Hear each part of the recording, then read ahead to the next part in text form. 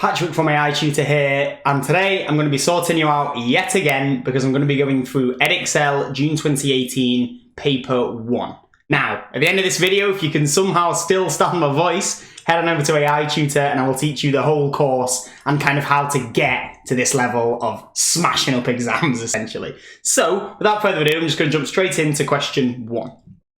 So, it says that given that theta is small and is measured in radians, use the small angle approximations to find an approximate value of, and then we have 1 minus cos of 4 theta over 2 theta sine 3 theta.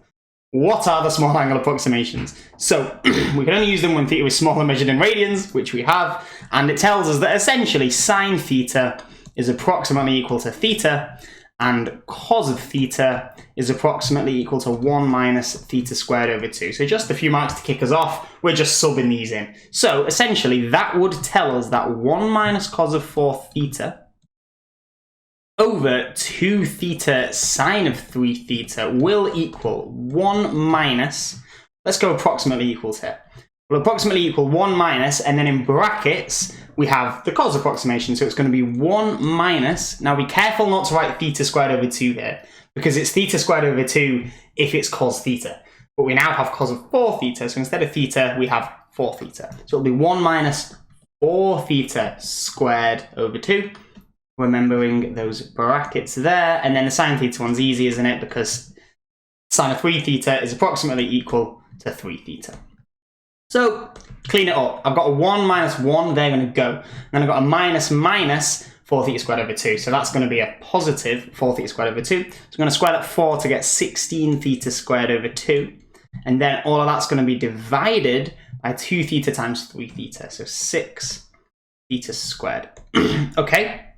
I've got a theta squared here and a theta squared here, so they're going to go. So essentially I've got this 16 over 2 on the top divided by the 6 here. Well, 16 over 2 is 8. So I've got 8 over 6. And then I can simplify that down slightly to 4 over 3. Just like that. Moving swiftly on to question 2. So it looks like we've got a curve C with equation y equals x squared minus 2x minus 24 root x for x greater than 0. And we want dy by dx, so the derivative. So the first thing I'm going to want to do is put this in a slightly nicer form for differentiating. So it's really nice to write powers of x just as powers of x. So this square root here, I'll just change that. So instead, I should have that y is the same as x squared minus 2x minus 24 and then x to the half. That's the same as square root of x. That now just makes it really easy for me to pull this power down and take 1 away from the power. So essentially, the derivative is just going to be 2x minus 2, and then minus, bring the power down, so it's going to be 24 times a half, and then x to the half minus 1, which is minus a half. So just clean it up, essentially. So 2x minus 2, 24 times by a half is going to be minus 12, and then I'll keep this x to the minus a half here. That's enough, that's enough. So the second derivative, super simple, just differentiate this again, right? So second derivative is going to be, so again, this x is just going to go, so this is going to be 2. This term's going to go now because it's a constant. And then again, what do we have? We're going to have minus 12 and then times by minus a half. And then bring 1 away from the power again. So it's going to be x to the minus 3 over 2. Clean it up. So 2. I get 2 minuses here, so I get a positive, and then I'm going to get a 12 times a half, so it's going to be a plus 6, and then x to the minus 3 over 2. Fantastic, that's 3 marks in the bag. Verify that C has a stationary point when x equals 4. So, when the stationary points occur, they occur when dy by dx equals 0. So, if I could just show that when x equals 4, dy by dx equals 0, then that's all I need to do. I've verified it. So, essentially, if I was to just do the following, when x equals 4, and then say dy by dx equals, and let's see what happens. So, we're going to get, remember the first derivative here, not the second, so it's going to be 2x, so 2 times 4, minus 2, minus 12, times 4, to the minus a half. So straight to the calculator. So I'm going to get 2 times 4 minus 2 minus 12 times 4 to the power of minus a half. And look what we have. We have 0. So then, if that's 0, we can just straight away say, hence, C has a stationary point at x equals 4. That's all we need to do. So, determine the nature of this stationary point. So, getting the stationary points is the first derivative, but then finding out the nature, i.e., is it a max, is it a min, is it a point of inflection, is the second derivative. So, what we're going to do is we're going to substitute x equals 4 into the second derivative, and then we'll talk about what that implies. So again, when x equals 4, the second derivative equals what? So it looks like it's 2 plus 6x to the 3 over 2, so 2 plus 6 times 4 to the minus 3 over 2. Again, straight to the calculator. 2 plus 6 times 4 to the minus 3 over 2. So we get 11 over 4. 11 over 4 is a positive number. If the second derivative is positive, then that implies that the stationary point that it corresponds to is going to be a minimum point. So we would just say, which implies, hence it is a minimum point. That is it. Nothing more needs to be done there. Question 3. The first couple haven't been too horrible, so hopefully we can get some marks in the bag quickly. So, figure 1 shows a sector AOB of a circle with centre O and radius R. The angle AOB is theta radians, the area of the sector AOB is 11, and given that the perimeter of the sector is 4 times the length of the arc AB, find the exact value of R. So what I want to do here is just convert sentences into equations. And as soon as I've got those equations, I can just sort them out and get whatever I want. Okay, so the area of the sector AOB is 11. What does that tell us?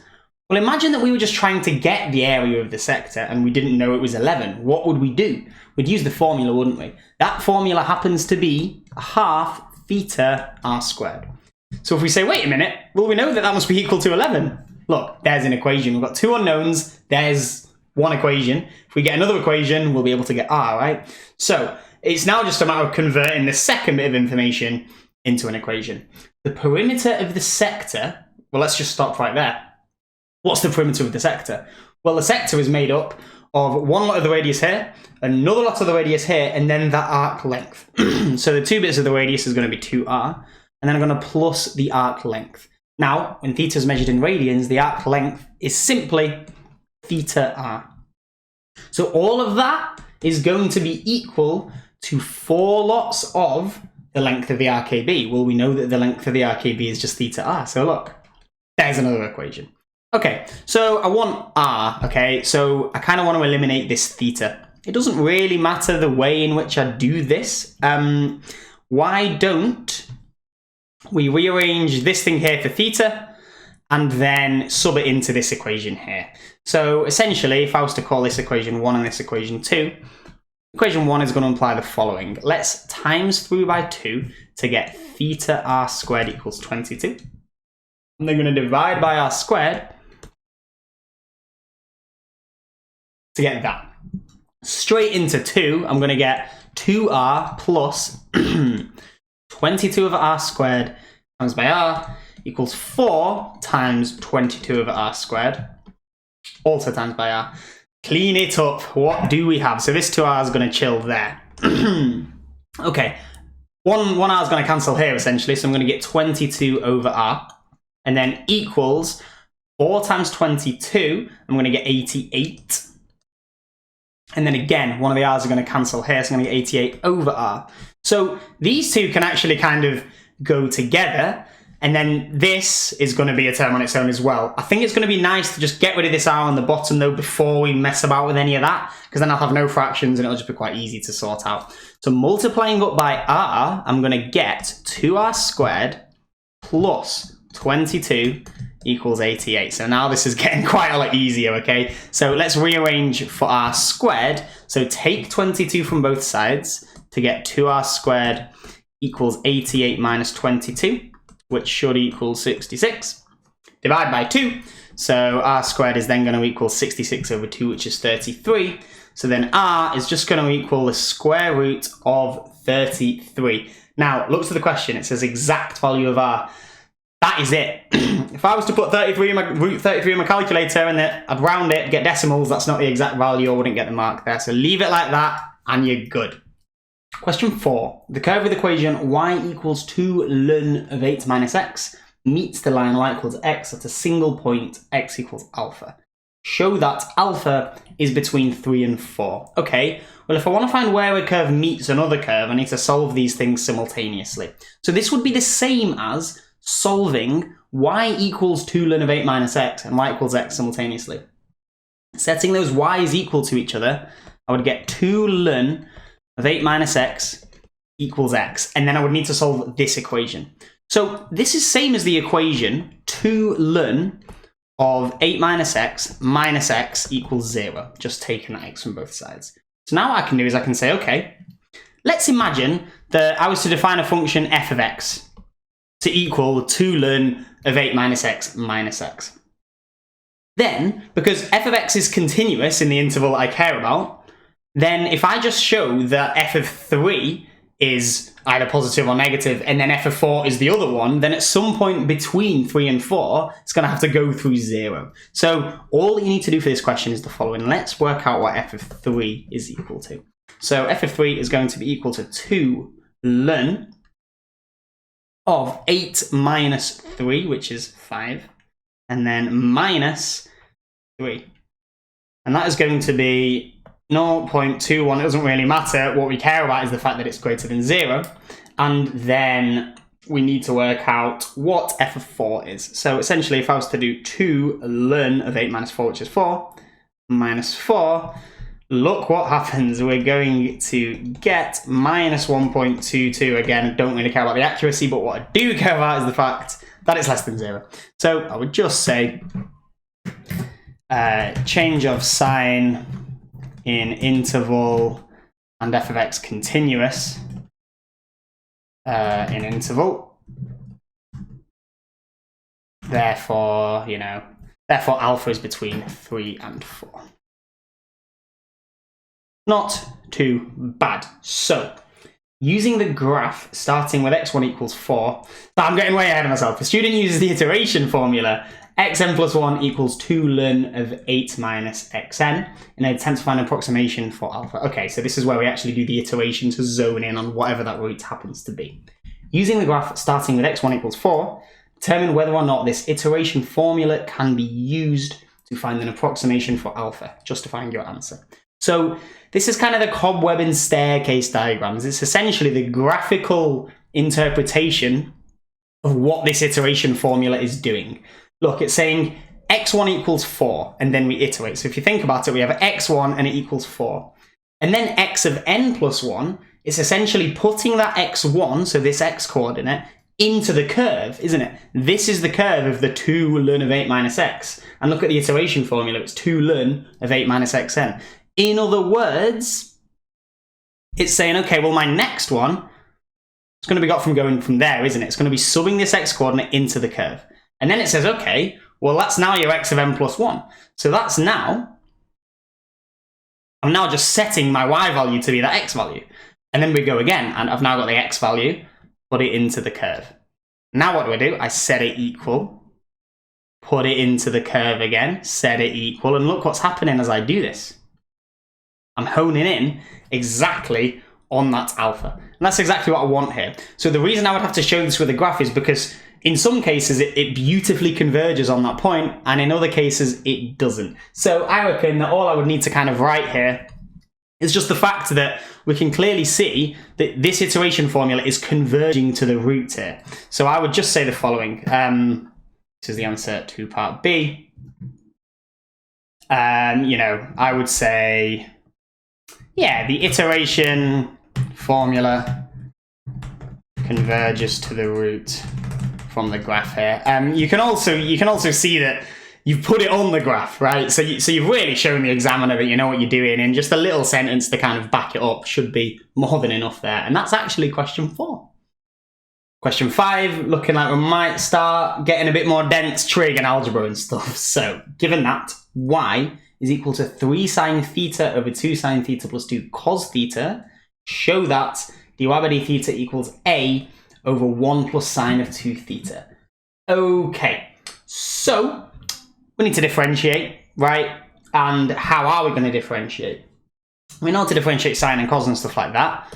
And we have a fraction here, so we're going to need to use the quotient rule. So I suppose I'll write down a really quick version of the quotient rule. You might remember it in another way, but essentially if I have f of x over g of x, and then I want to differentiate this whole thing, it's going to be the following. I'm going to write down g of x times by the derivative of f of x minus write down f of x times the derivative of g of x. I know, it's massive.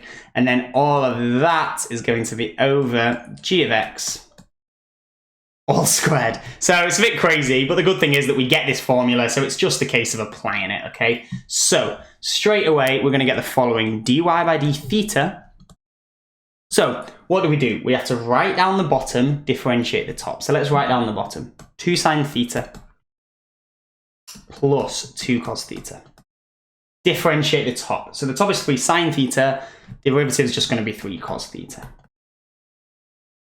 Whew, we're out of space already. So I'm going to get minus, and then I'm going to differentiate the bottom, write down the top. So I'll write down the top quickly, 3 sine theta, and then I'm going to differentiate the bottom. So sine goes to cos, so this is going to be 2 cos theta.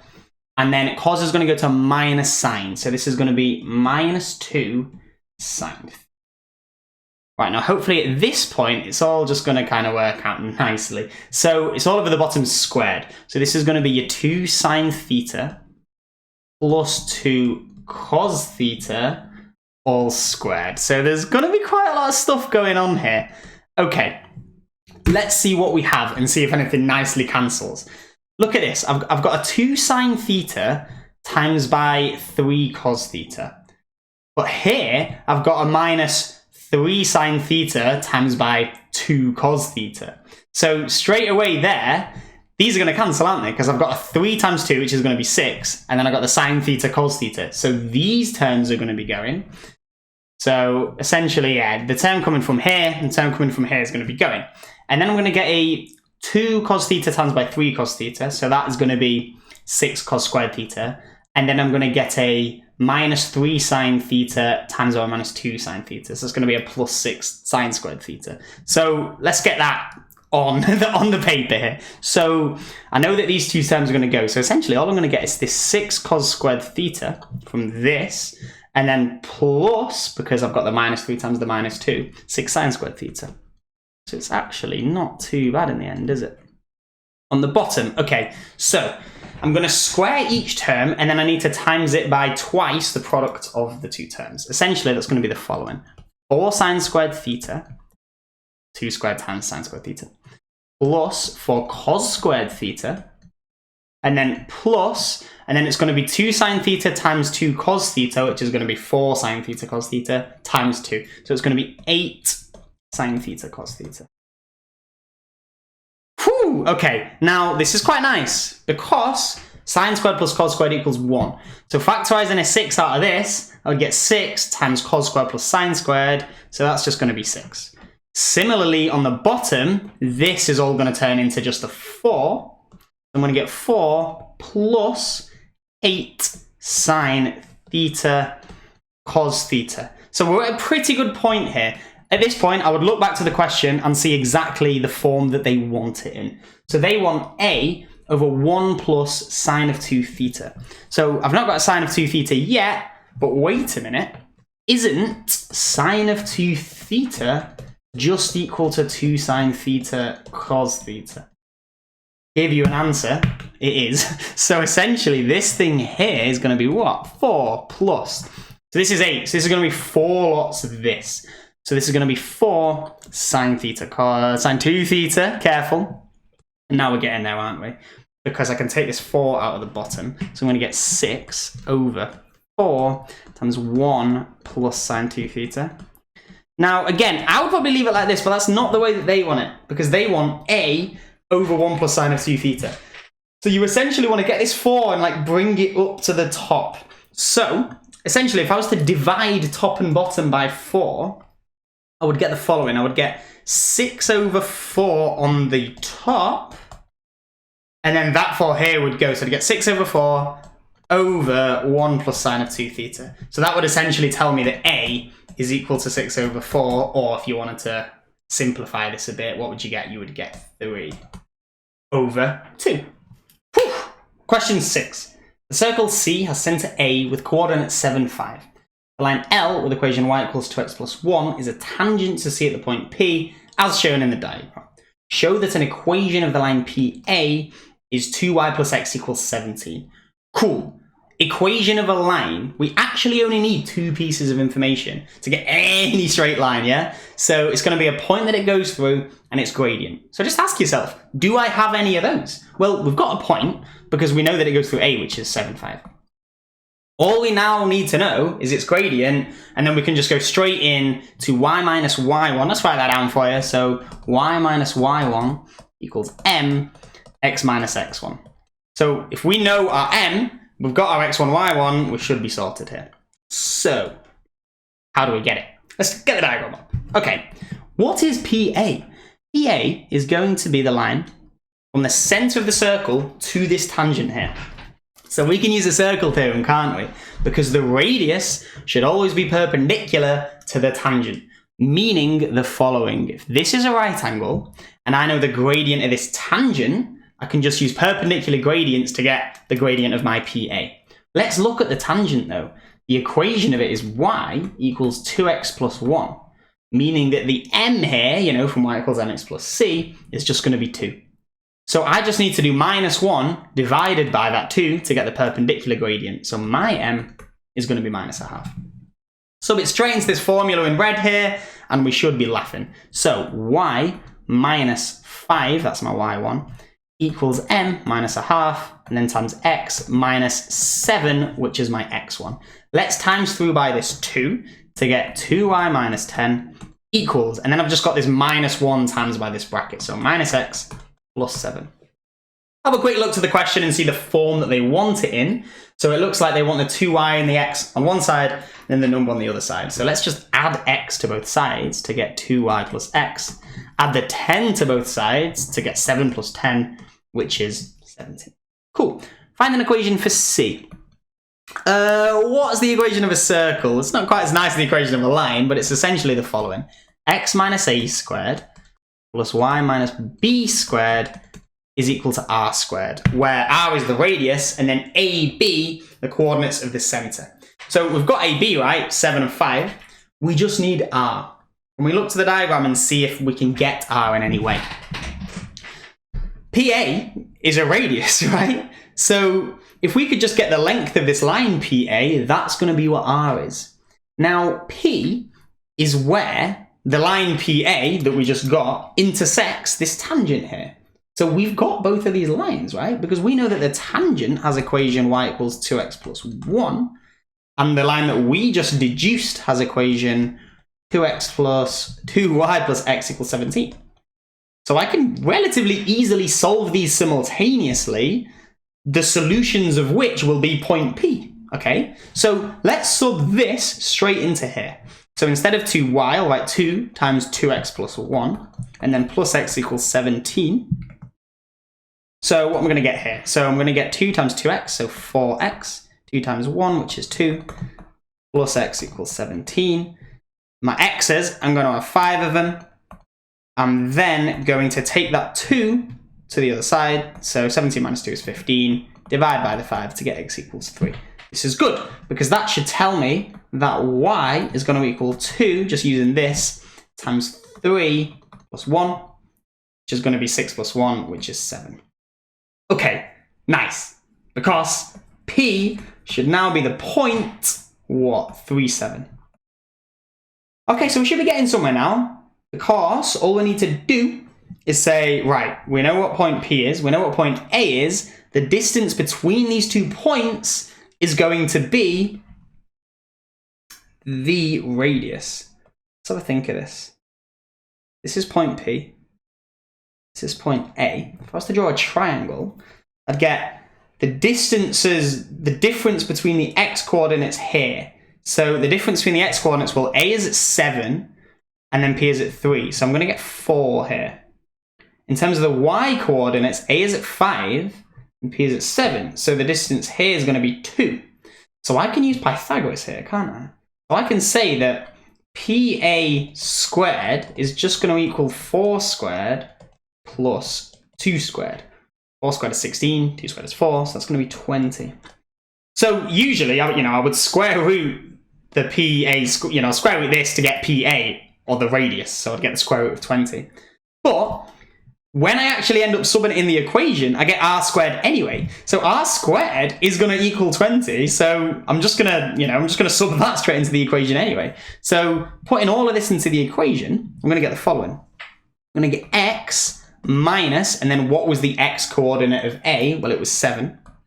All of that squared. Plus y minus, and then the x coordinate of the center, which is going to be 5, all squared, and then equals r squared, which was just shown to be 20. Cool. Okay, part C. The line with the equation y equals 2x plus k is also a tangent to C. Find the value of the constant k. Okay, something that you can do here is use the discriminant, and I'll tell you why. If something's a tangent to a circle, they're only going to have one point of intersection. Like, look at this tangent. They intersect at one point, and that is P. Meaning, if you were to solve the circle and this line simultaneously, they should only have one solution. Now, you'd get a quadratic from this. So if a quadratic only has one solution, its discriminant is going to be equal to 0. That is the way that you could get an equation for k. You then solve that to get the value of k. Now, the reason I'm not going to do that in this case is A, it sounds a bit mad, but B, I think there's a nicer way. Look at this equation. It says y equals 2x plus k. If you were to compare that with the equation of this tangent, they actually have the same gradient. They're both 2x plus something, meaning that these tangents are going to be parallel. So I can actually see kind of what this tangent is going to look like. It's going to look essentially like this. Not completely parallel, but you get the picture, right? So this can help us because we can kind of do a bit of geometry here, right? If we were to say, look, I know how to get to this point.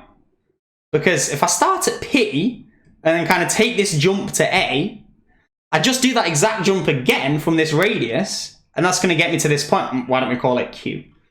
So if I was to work out the vector, almost the way to get from P to A, I was to then just add that on to A again, I'd get this point Q. And why would that be useful? Well, as soon as I have the point Q, I know a point that the tangent goes through. Sub it in for x and y, we arrange for k. So essentially, let's get the point Q. It's going to be the following. It's basically going to be, or the vector OQ, which is essentially the same as the coordinates. If you were to be proper about this, it's going to be what? It's going to be the point A, so kind of OA almost, and then plus PA. Well, OA is the coordinates of A, which is going to be what? The 7, 5. PA. How do I get PA? It's however I get. It's essentially A take away P. It's that's the way I get from P to A. So A take away P is going to be the following. A is the 7, 5, and then minus the P, which we have shown to be 3, 7. So it's going to be 7 minus 3 on top, and then it is going to be 5 minus 7 on the bottom. So what we're going to get? We're going to get 7, 5 plus 7 minus 3 is 4. 5 minus 7 is minus 2. So 7 plus 4 here, we are going to get 11. I'm just going to write this as coordinates now. And then 5 plus minus 2, 5 minus 2 is going to be 3. So that means that basically the coordinates of Q is just going to equal 11, 3. So we're good now, because now we can finally just sub it straight in. So essentially this is a y coordinate. So I'm going to get 3, which is y, equals 2 times 11, 2x plus k. Cool. So this is going to be 22 plus k. Finally getting me k equals 3 minus 22, which is minus 19. Question 7, they've hit us with the integrals. So the first one says, show that the integral of 2 over 3x minus k between k and 3k is independent of k. All right, so, I mean, we just do it and see what happens, essentially. So, this integral, what do we have? We have 3k over k, all over 2 over 3x minus k dx. Okay, so the way I'm going to integrate this is using natural logs, because this is essentially a power to the minus 1. And I can do this because this is kind of linear, 3x minus k. It behaves in the same way, almost. All I need to do is divide by the derivative of this. So this is kind of the inverse chain rule. I'm not going to kind of go into the huge details of it now, but there's lessons on it on AI Tutor. So if you want to head over to there, you'll fully understand why I do this. But essentially, you divide by the derivative of this little linear transformation, and you can then kind of treat this as if it's just an x. So if this was just a 2 over x, I would essentially write 2 ln x. So now my new x is going to be my 3x minus k. That is essentially going to be the integral of this thing. Now, this is a definite integral, meaning that I'm going to put it in square brackets, and I'm going to put my limits here. Okay, so I'm now just going to sub in these values independently for x. So this number here is a 2 over 3. What am I then going to get? I'm going to get ln 3 times 3k minus k, and then minus, and then subbing in this bit here. So I'm going to get minus 2/3 ln, and then 3k minus k. Okay, let's just tidy this up. So I'm going to get 2/3. So this is what? Ln, and then 9k minus k is 8k, minus 2/3 ln of 2k. Cool, so taking this 2/3 out, I get ln of 8k minus ln of 2k. Now I can use a log law here, because ln of a minus ln of b is going to be ln of a over b. So in other words, this is going to be 2/3 ln of 8k divided by 2k, and we can see now why it's independent of k, because the k's cancel, okay? So this is going to be 2/3 ln of 8 over 2, which is going to be 4. And essentially, that is why this is independent of k. K can be whatever it wants. It's always going to be ln 4 here. Cool. Show that. And then similar kind of thing, I assume. We just do the integral, see what happens. So show that the integral of 2 over 2x minus k all squared between 2k and k is inversely proportional to k. So it should be, you know, some value, some constant divided by k, essentially. That's what inverse proportion is. So we just do the integral and see what happens, right? So 2k, k, 2 over 2x minus k all squared dx. Now, this isn't going to be a ln this time, because this is a power of 2, meaning that this whole thing is going to be kind of a power of minus 2. I'll write what I mean here. So this is going to be the following. 2 times 2x minus k to the minus 2. And then that's what I need to integrate here. So essentially, it's a similar kind of thing. 2x minus k is a linear transformation here. So all I would actually need to do is divide by the derivative of this thing, which is 2, and then I can treat it kind of as if it's an x. So essentially, we're going to have this 2 here, and then cancels out with that 2 from the derivative, and then I'm going to integrate this normally. So I'm going to add 1 to the power, minus 1. So I'm going to get this 2x minus k to the minus 1, and then divide by that power. So essentially, divided by minus 1 is just going to be the same as sticking a minus at the front. Again, this is a definite integral, and it is going to have the limits here. Okay, so we sub it in at this point, or we can just we can tidy it up slightly, I suppose. This is going to be minus 1 over 2x minus k, 2k, k. Okay, at this point, I think we're good. So I'm going to get minus 1 over, and then 2 times 2k minus k, and then minus that, so that's actually going to be a plus 1 over 2k minus k. So what do we have? I'm going to write this then first because it's the positive one. So that's going to be 1 over k. And then it's going to be minus 1 over, well, this is 4k, and then that's 1k, so that's minus 1 over 3k.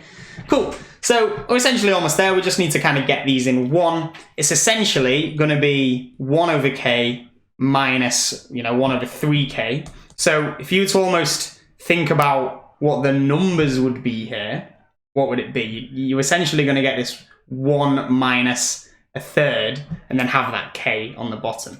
That's going to kind of be 2/3, so it's going to be 2 over 3k, essentially.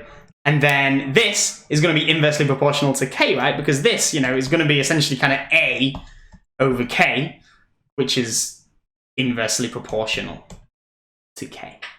Question 8. Looks like we have a nice bit of modelling, which is useful because there's a bit of maths here, but without really thinking about what's actually going on in this model, you can sometimes make mistakes. So let's have a look at what we have this time. So it says the depth of water, d meters in a harbour on a particular day is modelled by the formula. D equals 5 plus sine of 30t, look, degrees. So before we even go further, let's just make sure our calculator is in degrees. Cool.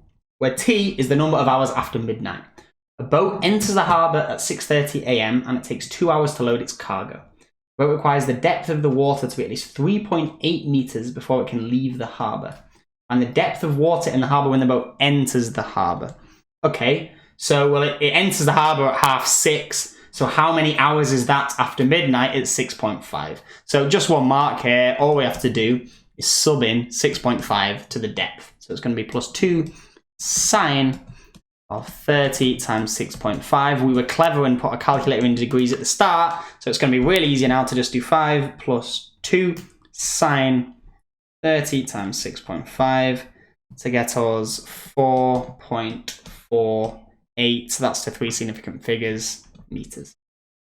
Cool. So, part B. Find to the nearest minute the earliest time the boat can leave the harbour. Okay, well, leaving the harbour is governed by this depth to be what? 3.8 meters. So it's definitely going to be in some way governed by this equation, right? Which is going to be 5 plus 2 sine of 30t. Now I have a suspicion that we're going to need to be really careful in kind of the solution we pick, but let's just do a bit of maths first. So I'm going to take this 5 over to this side to get what? Minus 1.2 equals 2 sine of 30t. I'm then going to divide by 2 to get the equation that's kind of governing what's going on here. It's going to be sine of 30t equals minus 0.6. Okay, now I don't want to just jump the gun and take the first solution of this because I feel like there's going to be a couple of constraints. And I think what's going to be useful is just sketching the sine graph out because that's actually what represents the depth of this harbour. So let's just do a bit of sine graphing and see what's kicking off. I'm going to take a bit of the -1 and then I'm going to take it here, kind of a full cycle, so back to the start, okay? So let's have a think of this now. Sine 30t equals minus 0.6, meaning this here is going to kind of be where one of my solutions lies. So it's going to hit here, here, and here. But essentially, my calculator is going to give me this value, but that's going to be a negative value, so I know it's not going to be there.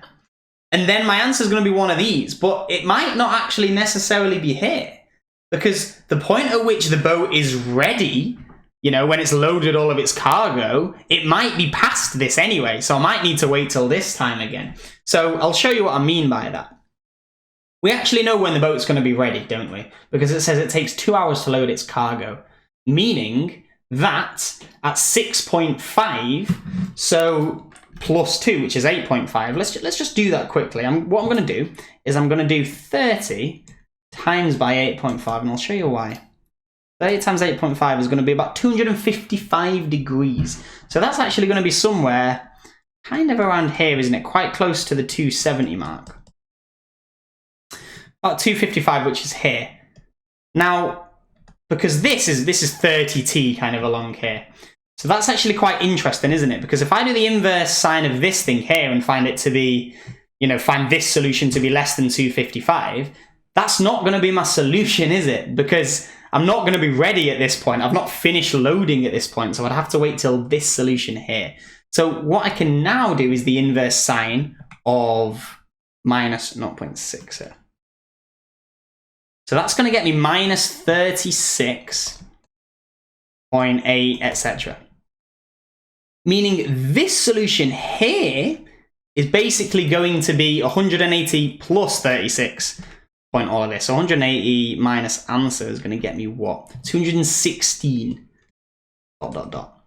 So that's interesting, isn't it? I basically, at 216, the depth is at a good point. However, I've not finished loading at that point. I finished loading here. So then I need to say, okay, from here, you know, when is it going to be appropriate for me to leave? Well, I'm going to have to get this solution here, aren't I? Now, if this is 360, I'm going to have to do 360 minus this 36.8, and then that's going to get me my answer at this point. So I'm actually just going to quickly get that 36.8 back on my calculator. So I'm just going to do the inverse sine of minus 0.6 here. That's going to get me that. And then I'm going to do 360 plus this answer. And I'm going to get 323. So this thing here is going to be 323 degrees. So find to the nearest minute. So all I need to do now is kind of basically, this is 323 degrees. I'm going to need to divide this by 30 because this is the sine of 30t. So in terms of my hours, I'm going to get t equals 10.77 blah, blah, blah, blah. Now I just need to get this in terms of actually a time. So it's going to be, well, first of all, 10 hours after this midnight, and then 0.77 hours after the midnight. So the 10 is going to take me to 10 a.m. And then the 0.77, so if I was to just do 60 times by 0.77, I'm going to get 46.2. So it's basically going to be 10 a.m. and then rounding that to the nearest minute is going to be 46. So the final time is basically going to be 10:46, which corresponds to this solution here. Question 9. Figure 4 shows a sketch of the curve with equation x squared minus 2xy plus 3y squared equals 50. Okay, show that dy by dx equals y minus x over 3y minus x. Okay, so y is not given explicitly in terms of x, is it? If it was, it'd be relatively simple to differentiate. However, it's not. All of the x's and y's are mixed up. This means that we need to use implicit differentiation because y is given implicitly in terms of x here. So essentially with implicit differentiation, we're going to differentiate the x terms as normal, and then every time it comes to a y term, we differentiate it with respect to y, but then times it by dy by dx. Meaning the following: if I was to differentiate this whole equation with respect to x, I would get 2x, that's the derivative of the x squared, minus, okay, so 2xy. Let's take the 2 out to just not confuse things. And then what I'm going to do is I'm going to write the derivative of xy inside this bracket here. Okay, so this is, we're going to actually need to use the product rule here because we've got two functions times together. We've got x times y. So what we're going to do is we're going to write down one, differentiate the other, plus, and then write down the other, differentiate the first one. So if I was to write down the x, and then differentiate the y, so the derivative of the y, well, it would go to 1, but then I would times it by dy by dx. So it's going to be x dy by dx. Plus differentiate the x, well, that's just going to go to 1, times by write down the y. So that's just going to be y. Cool. Plus 3y squared. So again, differentiate it with respect to y. So that's going to be 6y, but then times it by dy by dx. And then equals 50. Well, 50, differentiate that, just goes to 0.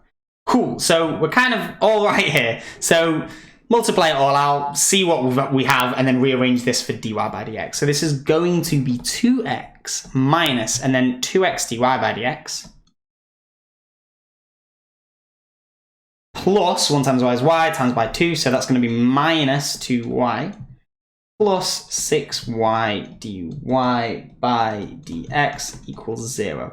So I'm going to take the dy by dx's, keep them on the left, take everything else on the right. So I'm going to get 6y dy by dx, because that's positive, I'll just write it first, minus 2x dy by dx equals, I'm going to take this 2y over here, take this 2x over here. So now what I can do is I can actually just take out dy by dx as a common factor. So dy by dx times by 6y minus 2x equals 2y minus 2x. Divide by that 6y minus 2x to get dy by dx equals 2y minus 2x all over 6y minus 2x. And this is going to get me, well, it looks like I can divide by 2 here, which is nice. I'm going to get y minus x over 3y minus x. Just hope that's the right answer, which it is. So that's my first 4 marks done. Okay, part 2. The curve is used to model the shape of a cycling track with both x and y measured in kilometers. The points P and Q represent the points that are furthest west and furthest east of the origin O, as shown in figure 4. Using part A, find the exact coordinates of the point P. Okay, well, using part A, so let's use part A. What did we get in part A? We've got the fact that dy by dx is that. So we're going to somehow use the derivative here. Let's look at the points P and Q. Nicely, what they've done is they've given us these dotted lines that are completely vertical, okay? That's because the point furthest east and the points furthest west, imagine I was to draw a tangent at this point. It's gonna be vertical, isn't it? Because it's for just that split point right there, it's a vertical tangent. So if the tangent's vertical, what's its gradient going to be?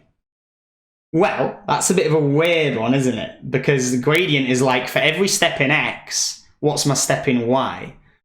You know, or like change in y over change in x. But if the change in x is 0 here, because it doesn't have to change for y to go up, the gradient is essentially going to be infinite. So how could I get kind of an infinite gradient here? When would this break down, right? Well, it would be when the bottom is 0. If I divide by 0, it's not essentially mathematically defined because it kind of goes up to infinity. Meaning that when this bottom is 0, in other words, when 3y minus x equals 0, I'm going to get these gradients that are basically go vertical. So what's that going to get me? That's going to get me, well, x to be equal to 3y. When x equals 3y, I'm going to get these points P and Q. So now it's a case of actually saying, okay, well, how do I get these points? I've got an equation here, but remember, points P and Q are still on this initial curve, so they're going to solve the initial equation as well. So if I was to solve x equals 3y, along with the equation of the curve, x squared minus 2xy plus 3y squared equals 50, all of that, solve them simultaneously, I'm going to get the coordinates of P and Q. So it's probably going to be a bit dense, this. So let's have a think. It's probably easiest, given that I already have x here, to sub that straight in to this other curve. So that's what I'm going to do. So x squared is going to be 3y all squared minus 2xy, so 2x times by, 2 times 3y times by y plus 3y squared equals 50. Okay, so it looks like it's going to get me a quadratic. So let's just see what we have. We're going to get 9y squared. And then minus 2 times 3 is 6. Y times y is y squared. Plus 3y squared equals 50. So this isn't actually too bad here because we just have y squared terms. So 9y squared minus 6y squared is going to be 3y squared. Add another 3y squared, we're going to get 6y squared. So 6y squared is equal to 50.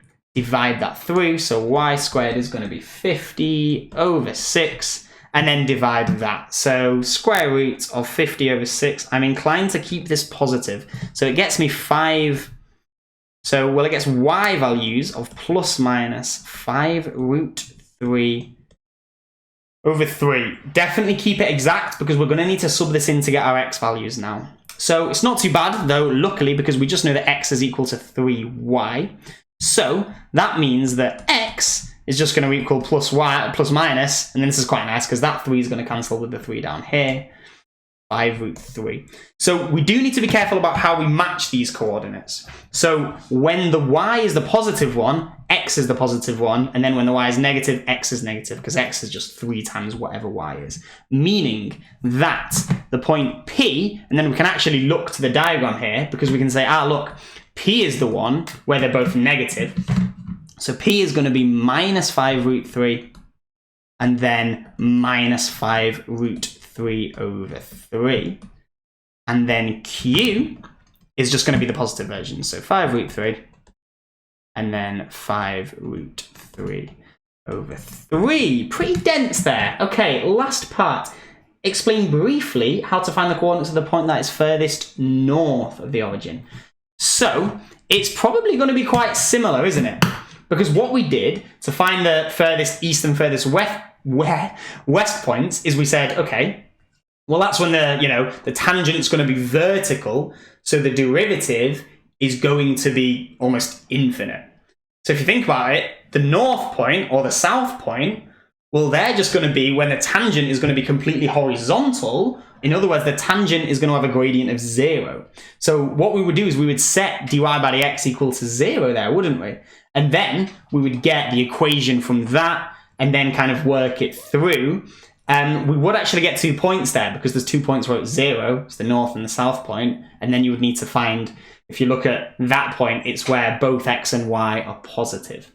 So to kind of sum that up, I would say the following. I would say, okay, I would say set, dy by dx, set dy by dx equals to 0 to find, they are essentially stationary points, right? So, and these would correspond to most northern and most southern points. And then I would say solve simultaneously with, equation of C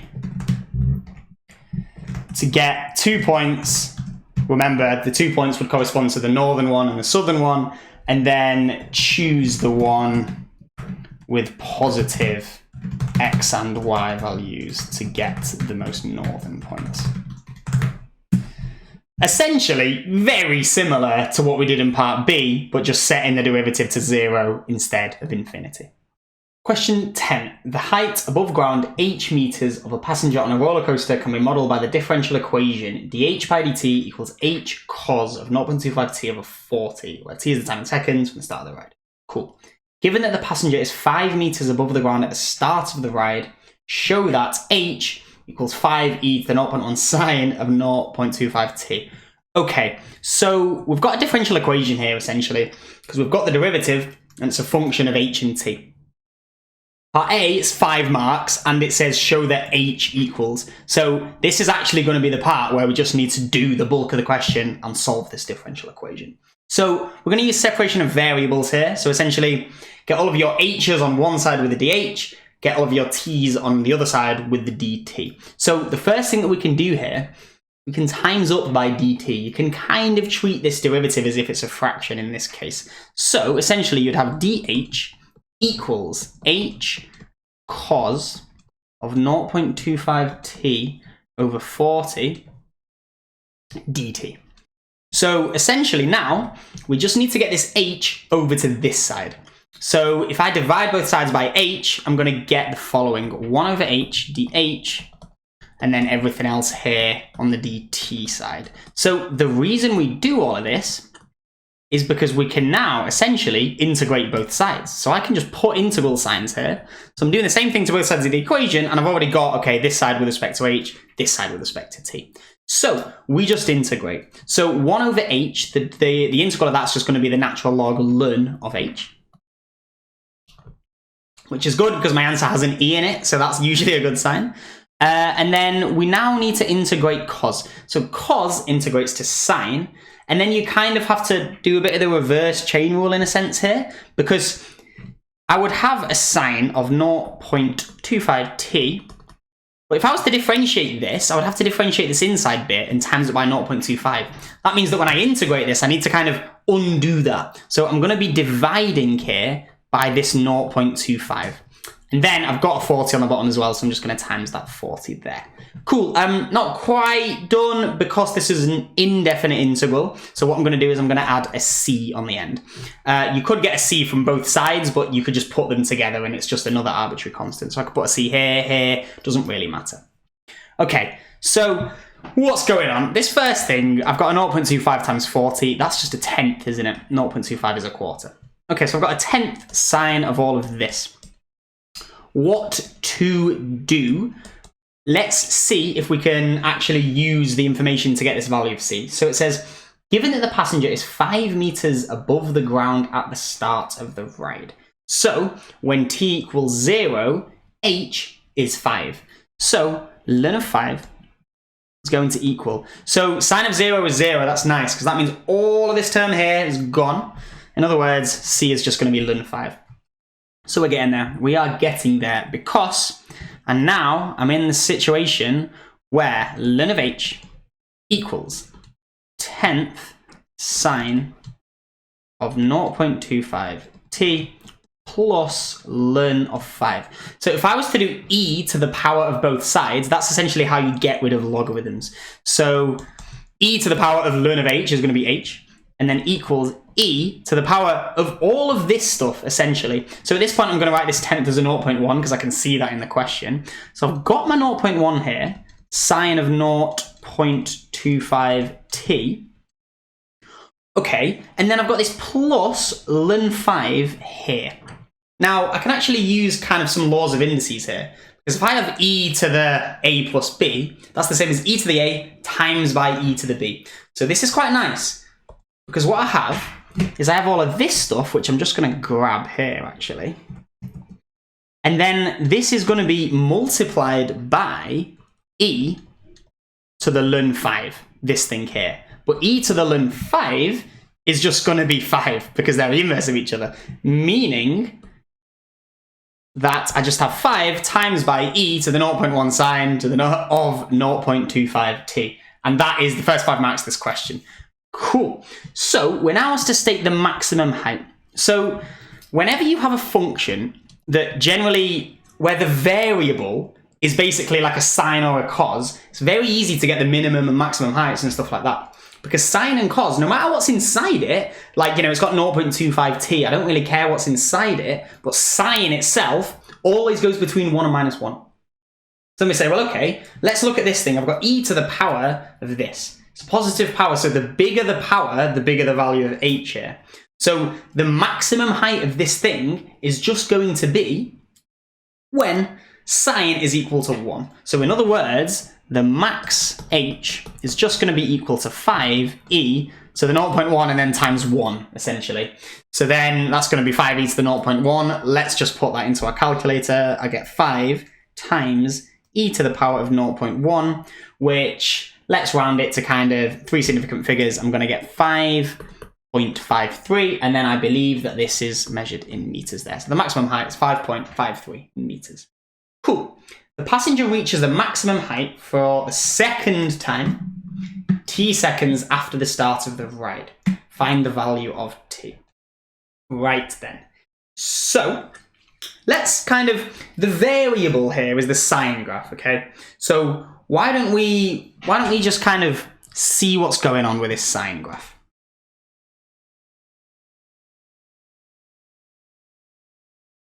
Now, I know that this isn't the exact height, but this is the variable bit, okay? So if you think about it, he's going to go up, he's reached the max height for the first time, but then he goes down again, and then he reaches the max height for the second time. So the question is, where is this on the sine graph? Well, if you think about it, this is 2 pi here. And then this distance here is pi by 2. So in other words, I've got 2 pi plus pi by 2, which is going to be 5 pi by 2. So essentially the maximum height is going to happen, the maximum height for the second time is going to happen when this thing inside the sine is 5 pi by 2. So all I need to do is say, well, okay, when the thing inside the sine is 5 pi by 2, that's when the maximum height occurs. So quite simply, if I was to just do t equals, I'm going to divide by 0.25 here. And then I can just work out what the value of t should be. So I'm just going to do 5 pi over 2 times 0.25. Now that is going to get me 10 pi, which is about 31, well, 3 significant figures, it's going to be 31.4. And this is actually going to be big T. You wouldn't actually put the seconds here, the unit, because it says t seconds. So t is actually just the number of it there. And that's question 10. Question 11. Use binomial expansions to show that the square root of 1 plus 4x over 1 minus x is approximately equal to 1 plus 5 over 2x minus 5 over 8x squared. Okay, so we're asked to use binomial expansions here, but we're not actually quite at the point where we can. Because let me just show you what the formula tells you about a binomial expansion. It basically tells you that if we have 1 plus x to the n, where n doesn't necessarily have to be an integer, then this is going to be approximately equal to 1 plus nx plus n times n minus 1 over 2 times x squared. Now, there are more terms here, but I don't actually care about them because if you look at the question, we've only got terms up to x squared. So anything x cubed and above, bin it, don't care. So we need to get what we have here kind of in this form or something that looks like it, okay? So let's do some indices and see what happens. A square root is the same as a power of a half. That means that what I now have is 1 plus 4x divided by 1 minus x all to the half. Okay, so this is going to be the same as the top to the power of a half divided by the bottom to a power of a half. So that's going to be 1 plus 4x to the half all over 1 minus x to the half. Okay, so we're kind of okay here because these two things are looking like binomials, but I'd like to get this up on top so then I can times things together instead of dividing them, because that would probably get a bit weird. And I can do that as well with indices, because this is just going to be the same as 1 plus 4x to the half times by 1 minus x to the minus a half. So at this point, looks like we've got a bit of work to do, but we're good, because I can get the binomial expansions for each of these brackets individually and then times them all together. So let's start with a 1 plus 4x to the half, and all it's going to be is comparing it to this formula in red and kind of seeing how we can substitute this in. So this is going to be approximately equal to 1 plus, and then n is going to be this one here, so a half. But remember, x isn't going to be x now, it's actually going to be the 4x, kind of whatever this term is here. So it's going to be what? A half times 4x plus n, which is a half, times n minus 1, so a half minus 1. All over 2 times by, and then 4x all squared. Okay, this is going to be equal to 1 plus 2x plus, I could work this out in my head, but why don't we just do the calculator? We don't want to confuse anything. So what we're going to do is we're just going to do all of this, but without the x in this calculator, because then that works out what the coefficient, the number in front of the x squared is. So I'm going to do a big fraction, and I'm going to say a half times by a half minus 1 all over 2, and then times by 4 squared, because that's just going to be the number bit of this. Now that's going to get me minus 2. So I'm going to say this is minus 2 lots of x squared. And again, not caring about any other terms. Fantastic. Do it with the second one, times them together, see what happens. So 1 minus x to the minus a half is going to be approximately equal to 1. And then plus nx, so minus a half times minus x, because remember my x is now minus x because this formula is for plus, so it's almost like plus minus x, plus n, so minus a half times by n minus 1, minus a half minus 1 all over 2, and then times by minus x all squared. Okay, let's see what we have this time round. So this is going to be equal to 1, minuses are going to cancel, so plus a half x. Calculator time, I reckon. So we're going to get minus a half times by minus a half minus 1 all over 2. And then if I square this out, it's going to be minus x times minus x, so kind of positive x squared. So this isn't actually going to affect the number at all. So if I just press equals now, I'm going to get positive 3 over 8 lots of x squared. Times them together, see what we have. So we are now left with the following: 1 plus 2x minus 2x squared times by 1 plus a half x plus 3 over 8x squared. Okay, looks big, but there's actually a bit of good news here. We only care about terms up to x squared. If you think about it, if I was to times kind of this x term by this x squared term, I'd actually end up getting an x cubed, wouldn't I? If I was to times this x squared term by this x squared term, I'd get an x to the 4. We can just bin those off. We don't care about them. So I am timesing things out here, but I only need to actually worry about the terms that are going to get me powers of x up to and including 2. So I'm going to write an approximately equals here because I'm going to be binning off some terms. So what I'm going to get 1, and then I'm going to times all of this stuff. So that's going to be 1 plus a half x plus 3 over 8x squared, still all within the powers here. Now I'm going to do 2x times all of these terms. So I'm going to get plus 2x plus 2x times a half x. The 2 and the half are going to cancel. And then I'm going to get x times x, so x squared. And then look, 2x times 3 over 8 x squared. That's going to get me an x cubed, so I don't care about it. So next term, minus 2x squared times 1, so minus 2x squared.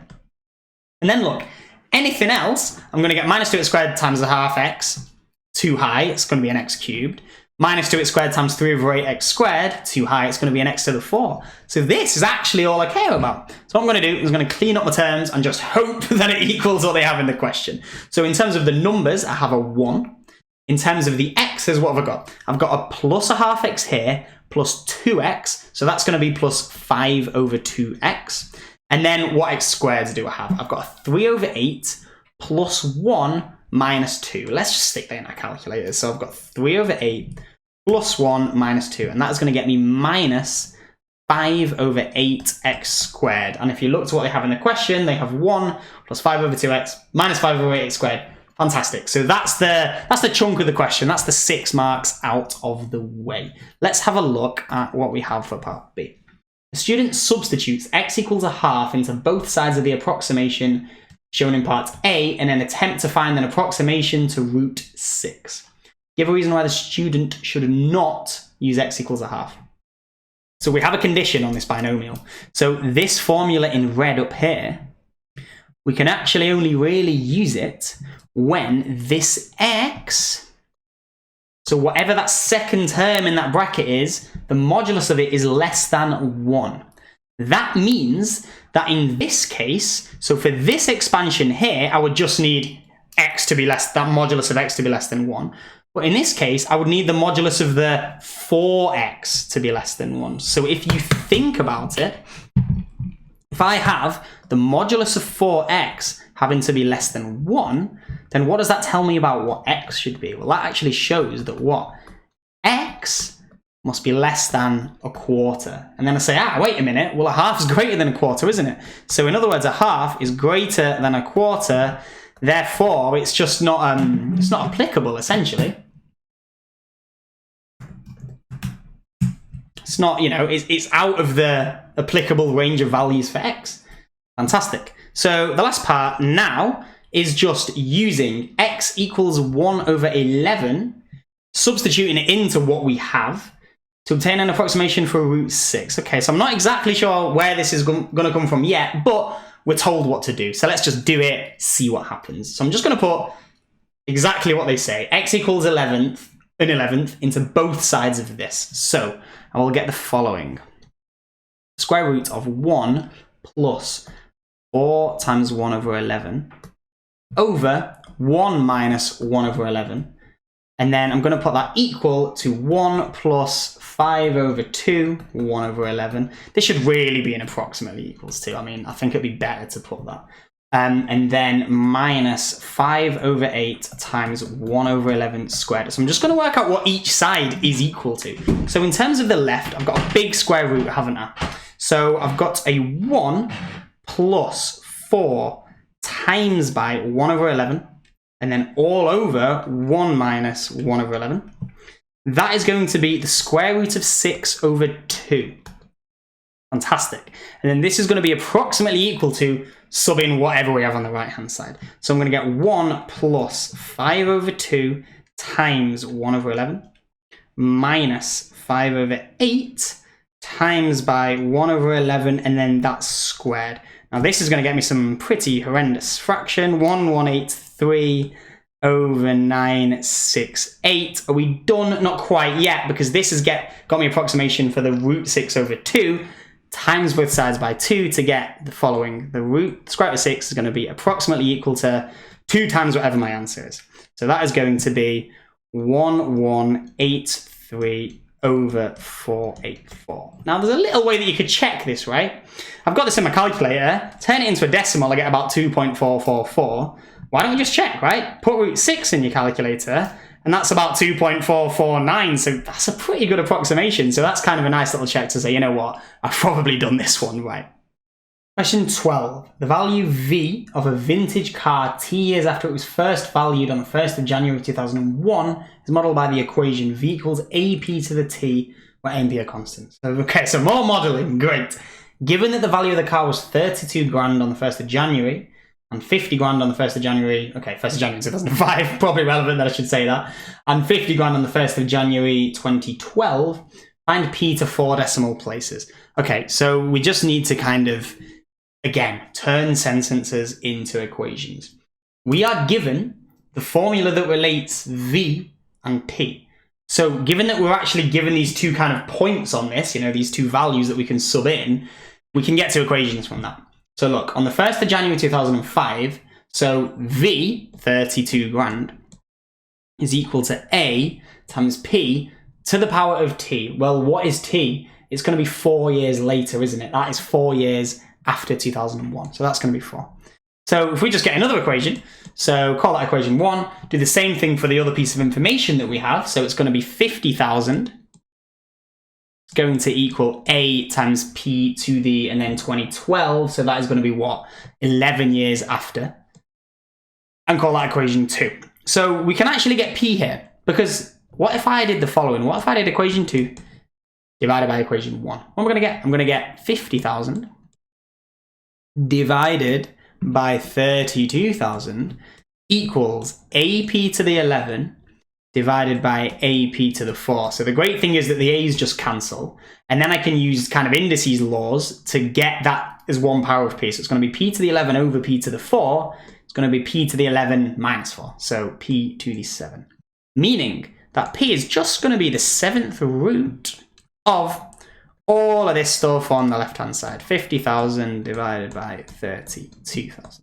So if I do that on my calculator, I would get the 7th root of 52,000 divided, not 52,000, 50,000 divided by 32,000. That looks to be 1.06583, etc. Wide. Okay, find P to 4 decimal places. So that would be 1, 2, 3, 4. So that is actually going to be that. Perfect. Fantastic. That's the value of P. So the A is approximately 24,800. So you can now just sub it into kind of whatever you want. We could go to the first equation here. The good thing is I've still got P stored as my ants on my calculator, and that's the unrounded version. So I'm probably going to end up using that. If you look from equation 1, you're just going to get the following. You're going to get A is equal to 32,000 divided by P to the 4.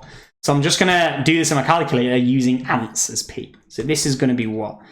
32,000 divided by ants to the 4 to get me 24796 ... which really is approximately equal to 24,800. Perfect. With reference to the model, interpret the value of the constant A. Okay, so if you think about it, if I put t equals 0 into this model, so the model is the v equals AP to the t. If I put t equals 0, what's going to happen? I'm going to get v is equal to A times p to the 0. E to the 0 is going to be 1, so v is going to be equal to A at t equals 0. In other words, that would mean that A is the initial cost, right? When t equals 0, so 0 years after I buy the thing, it's worth £A. So that's just the initial cost of it. Initial cost. And then let's think about P. So why don't we think of the value of this thing in the first few years? So right at the start, it's going to be equal to A. And then at t equals 1, what's going to happen? I'm going to get v equals A and then times P, because that's P to the 1. T equals 2, I'm going to get V is equal to A times P to the 2, P squared. So what's happening here? I'm timesing by P each time, isn't it? I'd keep going, A times P to the 3. So I'm timesing by P each time. So for example, if P was 2, then my car would be doubling each year. If P was 10, my car would be timesing by 10 in value each year. So given that P is what? About 1.0658, then that tells me that I'm just going up that, maybe around 6% each year. So P is almost the kind of proportional increase year on year. So Or you could maybe say like the factor by which the value increases each year. Value increases each year. I reckon that's enough there. Cool, so last part, it says, using the model, find the year during which the value of the car first exceeds £100,000. Okay, so essentially, we're going to need to, we've got V equals AP to the T, haven't we? We now know the value of A and P. So all we really need to do is substitute this volume in, substitute A and P in, and then work out whatever T is. So V is going to equal 100,000. A is going to equal, let's use this 24,800. And then times P, which we got to be about 1.0658 to the power of T. That's our unknown here, isn't it? Okay, so we can divide by that 24,800 in this case. So I'm going to get 100,000 over 24,800 is equal to 1.0658 to the T. I'm actually going to kind of avoid touching my calculator until the end here. So I can actually get T straight away because my calculator can do logarithms to any base. So T is actually going to be log to the base of this thing, so 1.0658 of this left-hand side here. So 100,000 divided by 24,800. So I can actually just put this straight into my calculator here.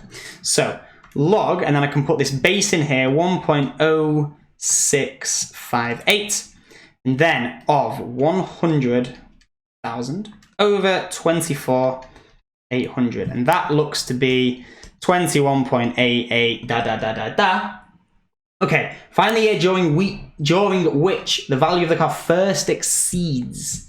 Okay, so it's during this year, isn't it? It's during this 21st year that it exceeds it, isn't it? You know, if you imagine that it was just going smoothly between like the 21st and the 22nd year, at that like 0.88 through the year, then it's going to exceed it. So in other words, it's going to be in the 21st year after 2001. So 2001 plus 21 years is going to get me what? It's going to exceed that value in 2022. So a couple of years to go. Question 13, and it looks like we've just, right, no beating around the bush, just an all-out 7-mark integral. Right, so let's copy this down. Writing it down can help sometimes when you don't have a clue what to do. So essentially, we've got these two functions times together, right? So, you know, I've got the 2x times by the root of x plus 2. If I want to kind of integrate things times together, not all of the time, but most of the time, you should generally start thinking about integration by parts here. So if I was to just kind of straight out copy what the formula book tells you about integration by parts, it says that if I have the integral of u times dv by dx, that is going to be equal to uv minus the integral of v times du by dx. So this might be a bit hard to decipher. So essentially, it's basically just any two functions times together, but the way they've done it is they're saying, okay, one of these functions is actually a derivative. So then, for example, when we see this v, that just means the integral of whatever was here. So essentially what happens, look, we've got this u, and we kind of put it back and then have a du by dx here. And then we have the v that we're just always going to end up integrating.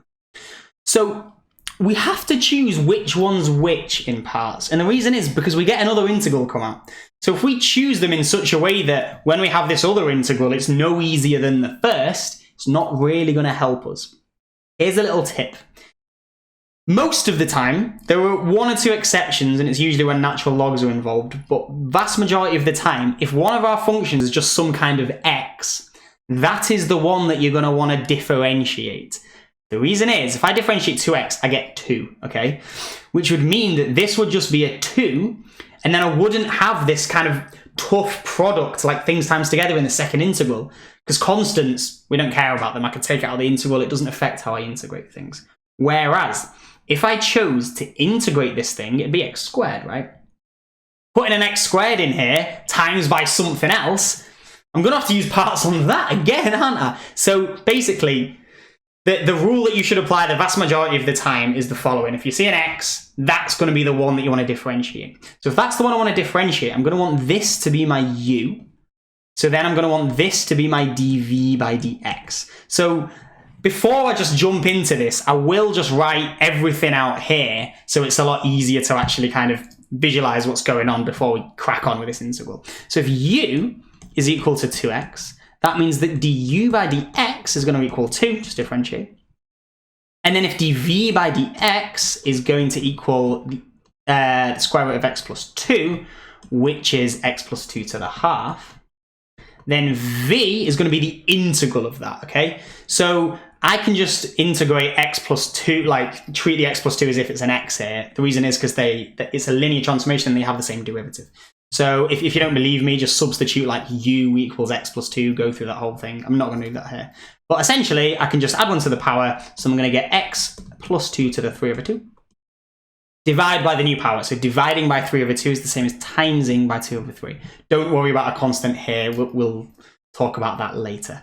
So I've actually got everything here to just substitute this straight into this formula. So this is going to get me u, which is 2x, times v, which is this, 2 over 3 times x plus 2 to the 3 over 2, minus the integral of v, so again, 2 over 3x plus 2 to the 3 over 2, times by du by dx. This is the nice bit, because du by dx is just 2. So there's no more x or anything there, so that actually turns out to be quite nice.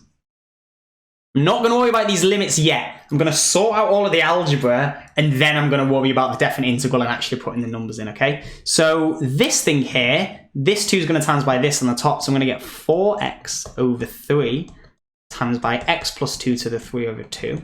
Now before I integrate this, I just want to clean things up. I've got a 2 over 3 here, and then a 2 here. That's going to make 4 over 3. Remember, I can take this outside the integral, so it just makes my life easier. There's a bit less to worry about when I'm actually doing that integration. So this is going to be what? X plus 2 to the 3 over 2 dx. Okay, I can integrate this, okay? I can integrate it pretty simply. So again, let's keep all of this here. Probably going to be quite a lot of subbing in numbers, but let's see. Okay, this thing here, again, add 1 to the power, which is going to get me an x plus 2 to the 5 over 2, and then divide by 5 over 2, which is the same as timesing by 2 over 5. Okay, let's just do this little bit of fraction here quickly. And I think we're starting to get at a good level. So what I'm going to get, I'm basically going to get 8 on the top and 15 on the bottom.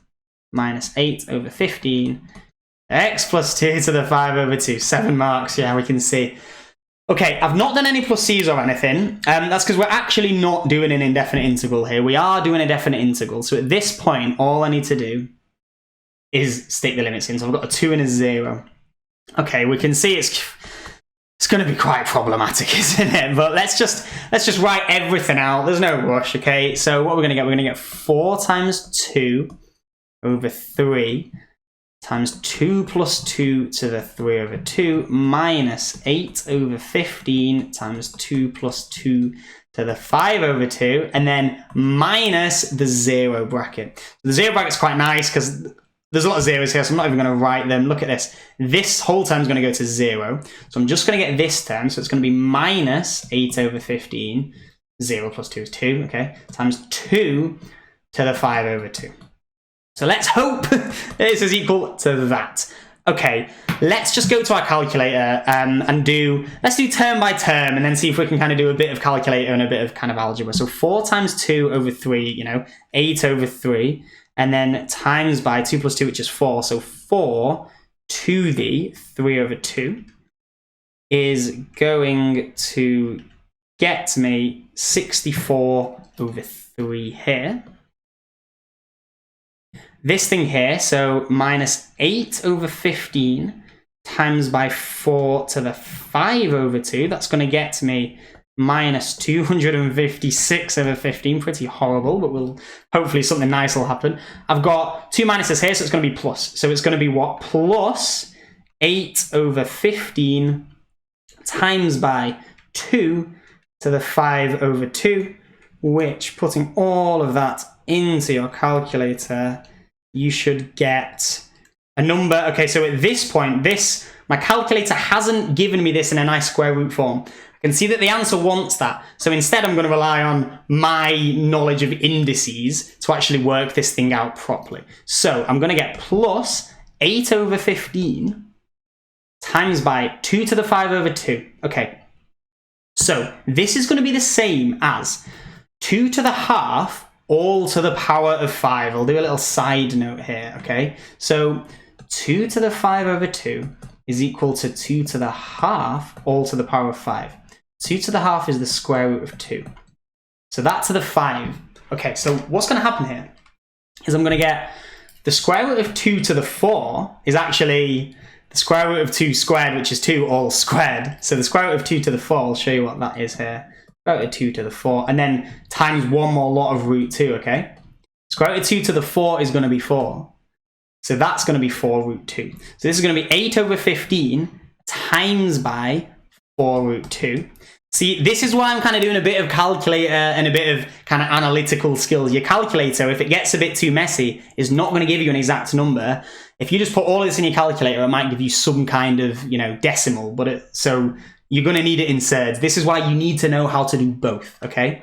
So we can see here that we've got a number term and we've got a surd term. So I'm just going to hope that this all kind of works out nicely. So let's first of all work out what this number term should be. This should be 64 over 3 minus 256 over 15. That's going to get me 64 over 15, okay?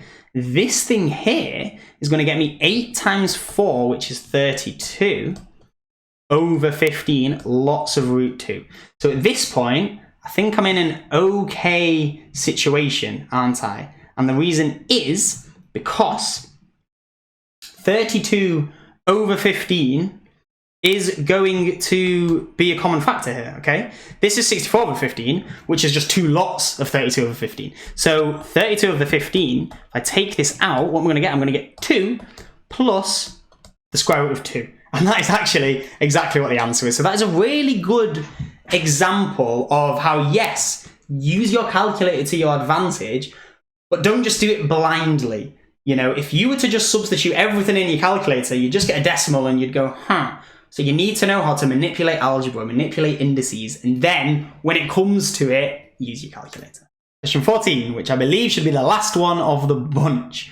Okay, if C has parametric equations, x equals 3 plus 2 sine t, y equals 4 plus 2 cos t, the t being between 0 and 2 pi. Show that all points on C satisfy y equals 6 minus x minus 3 squared. Okay, so this seems to be a classic parametric equation to Cartesian equation. So essentially we need to find some way that we can relate x and y. So this usually happens with trig. So you actually really need to be up on your trig identities. The reason is, we do something clever with that cos of 2t and express it in terms of sine t. Well, sine t we can get in terms of x, so then we can kind of start putting things in together with y and x's and totally eliminate that trig. So that might be a bit strange, so I'll kind of show you what I mean. Cos of 2t, so it's actually the same as 1 minus 2 sine squared t. So it's the same as cos squared minus sine squared, and then you can mix that together with cos squared plus sine squared equals 1 to get this. So I'm going to bank that for later. I'm just going to bear that in mind, okay? I'm now going to look at this x equation, and I want to rearrange it for sine t. So I'm going to take away 3 from both sides to get 2 sine t equals x minus 3. And I'm then going to divide by 2. So I'm going to get sine t is x minus 3 over 2.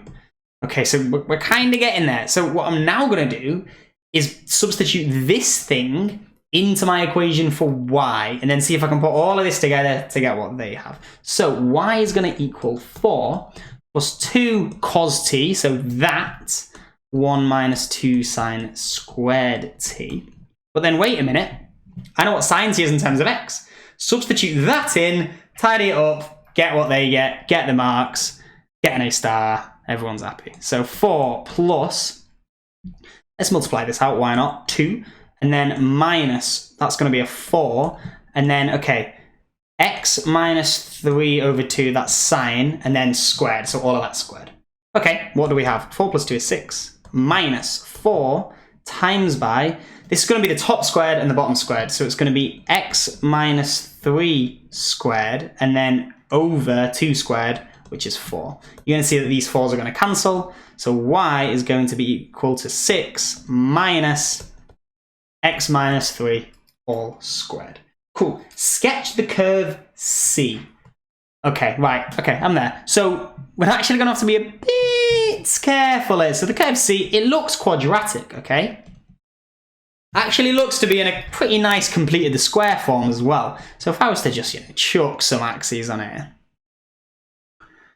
what's going to happen if I've got x here and y here? So this is going to be a negative quadratic because we've got this 6 minus and then this x bracket.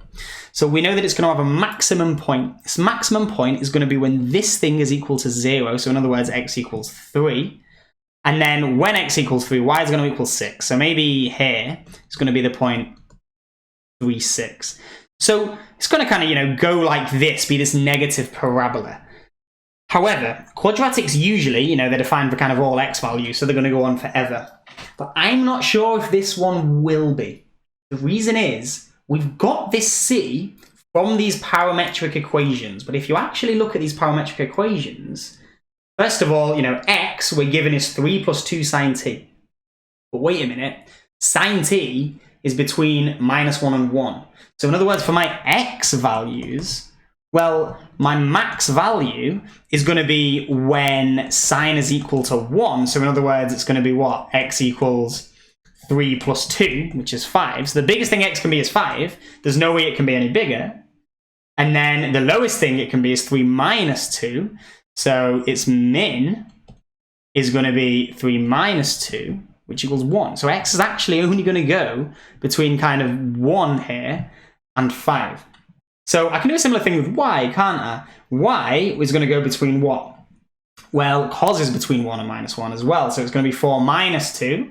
So y is going to be between 4 minus 2, which is 2, and then 4 add 2, which is 6.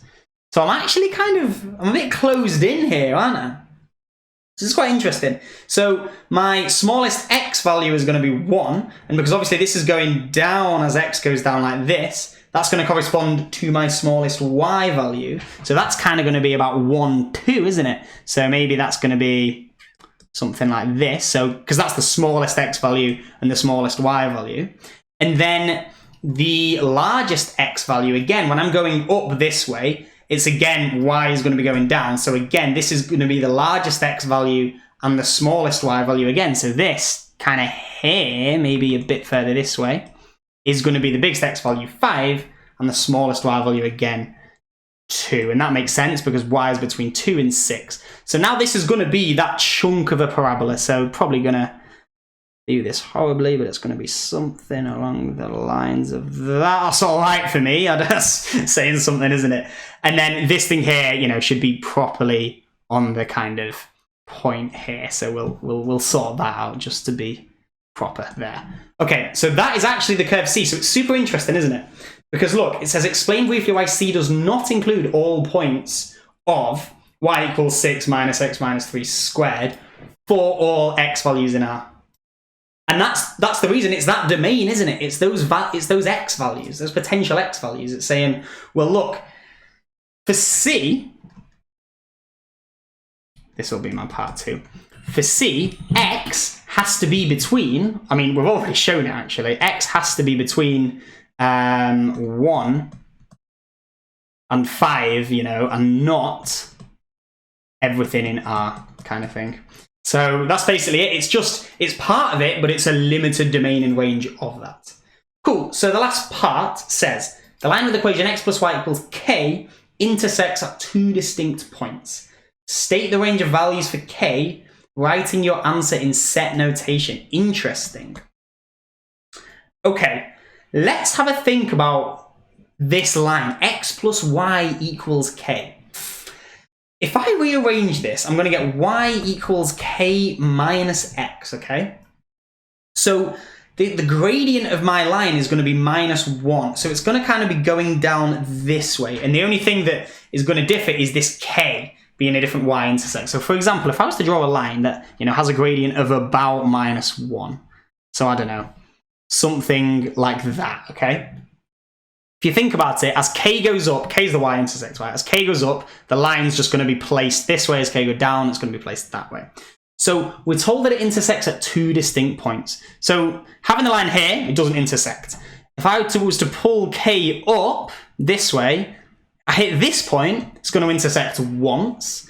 I'm going to keep pulling k up, still intersecting once, k needs to be bigger, and then right at this point, as soon as it hits this point right here, then it's going to start intersecting twice, isn't it? As soon as it does that, it's intersecting twice, and then pull it up further, k is getting bigger and bigger, still intersecting twice, and then there's going to be a certain point where it intersects once and then doesn't intersect at all. So it's almost this range of values that I care about. So I'm going to have a minimum value that corresponds to when the line perfectly goes through this, and then some maximum value that I'll have to work out in some other weird way in a sec. But I think this minimum value we can sort out, can't we? Because we know that when it's at this minimum, it's exactly on this point, 5, 2. So I think for the minimum value, I'm just going to sub in y equals 2 and x equals 5 into this equation. So the k is just going to be, well, x plus y equals k, so 5 plus 2, which equals 7. That's going to be my minimum, and it can be equal to 7, can't it? So that's going to be that. And then it says I need the other one, essentially. So I'm now going to need another piece of information that's going to get me this. Intersections. It's going to be about the discriminant, isn't it? I've got this straight line and I've got a quadratic. If I put these together and say, well, look, I need to intersect at these 2 points, then I can set the discriminant, you know, accordingly and then derive some inequality on k. So let's do the following. Let's solve this thing here simultaneously with c. So I'm going to do the following. K minus x, which is the y, and then I'm going to set that equal to the other y, which is 6 minus x minus 3 all squared. Okay, I'm going to want a positive x squared, so I'm going to bring this bracket over to this side. So I'm going to get x minus 3 all squared, and then plus k minus x. Let's bring the 6 over to that side as well while we're at it, because I want a 0 on the right. And now, sort it out, okay? So multiply this out, so I'm going to get x squared minus twice the product of the cross term, so it's going to be minus 6x plus 9, which is the 3 squared, plus k minus x minus 6. So get your x squareds together, get your x's together, and get your constants together. So my x's, I've got minus 6x minus x, so minus 7x. And then my constant, I've got 9 minus 6, which is 3. And then plus k. So this is going to be my c here. So if I now say, well, what's the discriminant? It's going to be b squared minus 4ac. So b is the coefficient of the x, so minus 7 all squared minus 4 times a, which is the coefficient of the x squared, so 1, times c, which is 3 plus k. And I want this to... I want these to intersect once. So I want this to have... No, sorry, I want them to intersect twice. So I want this discriminant to be greater than 0, because I want this to have 2 distinct solutions. So I need this to be greater than 0. So let's kind of just play about with this. So this is going to be 49, and then minus 4 times this bracket is going to be what? Minus 12 minus 4k, and that's going to be greater than 0. What I'm now going to want to do is put this k over to this side, so I'm going to get 4k. It's going to be less than, because I'm on the other side now, 49 minus 12, which is going to be what? 37. Divide by 4, and I get k is less than 37 over 4. So, what was the other restriction that we had? We knew that k has to be greater than or equal to 7. That's its minimum. So I know that k must be greater than or equal to 7 and less than 37 over 4. But looking at the question, it says writing your answer in set notation. Now, I've not seen as much in A-level, but essentially, that's not quite in set notation. So you need to learn about this.